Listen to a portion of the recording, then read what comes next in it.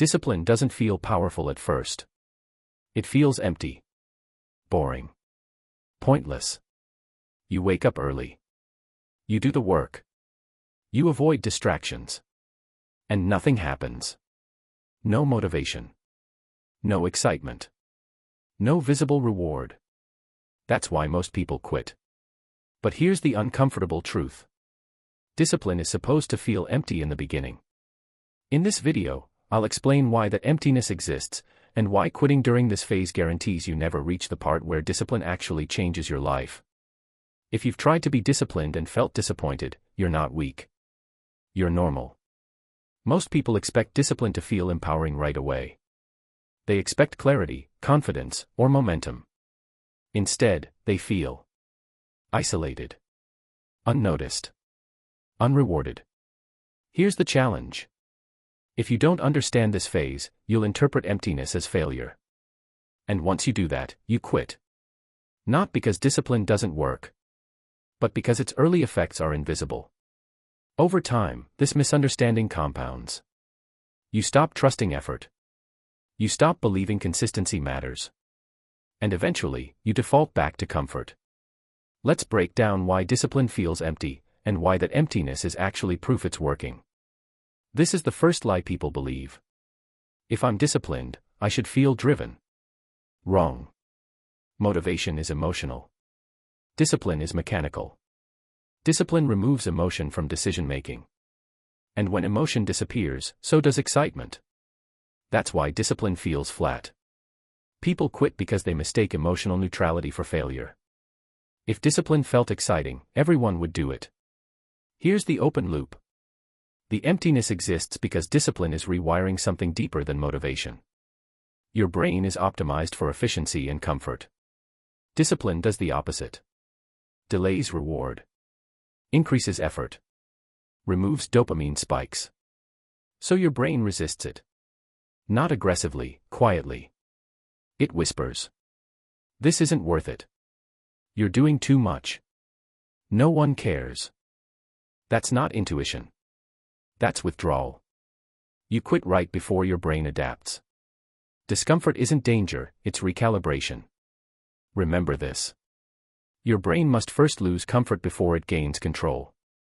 Discipline works in the background.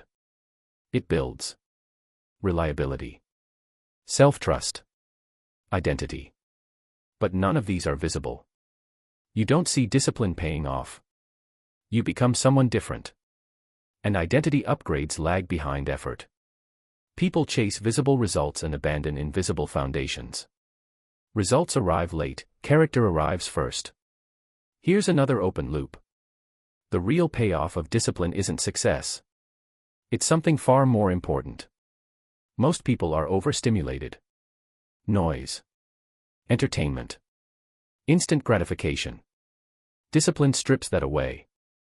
So when you become disciplined, you're left alone with yourself. Your thoughts. Your insecurities. Your doubts. That silence feels uncomfortable. People return to distraction, not because discipline fails, but because silence exposes them. Most people don't fear hard work.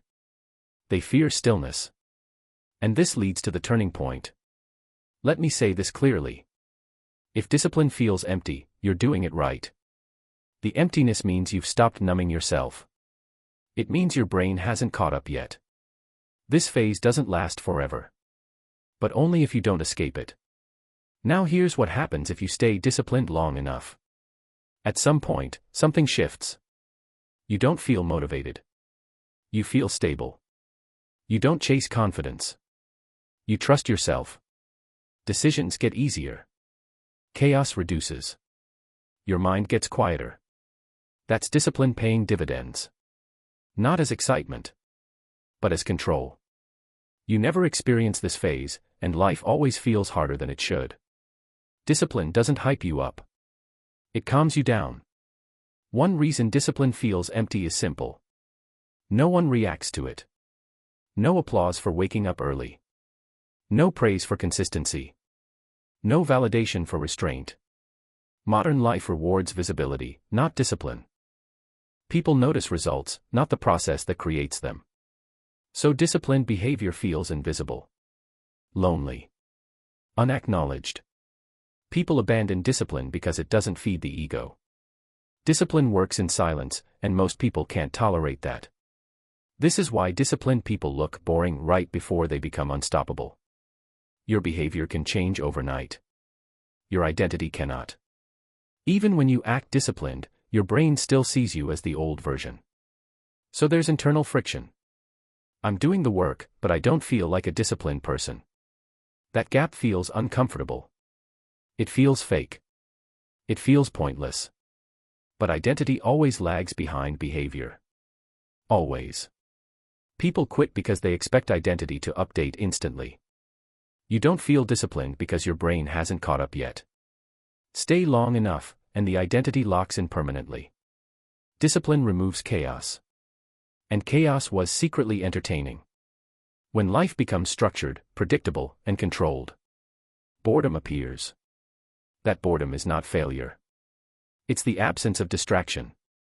Most people mistake boredom for lack of progress. But boredom is the signal that your nervous system is stabilizing. People reintroduce chaos just to feel something again. Boredom isn't empty, it's quiet power forming. Every high-performing life passes through this phase. Here's the most dangerous moment of discipline. Right before it starts working. You've built consistency. Your mind is calmer. Your structure is solid. But results still haven't arrived. So your brain says, "See, this isn't doing anything."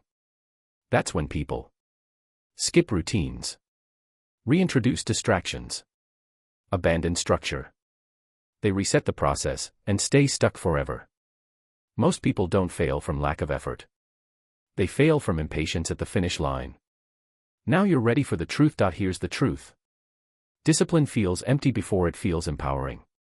Boring before it feels meaningful. Heavy before it feels freeing. If you quit because it feels pointless, you guarantee it stays pointless. But if you stay consistent through the empty phase, discipline becomes the structure your life has been missing. In the next video, I'll explain why motivation is unreliable, and why disciplined people don't need it at all. If you want real self-improvement grounded in psychology, not hype, subscribe. Because discipline doesn't change your life instantly. It changes who you are, and that changes everything.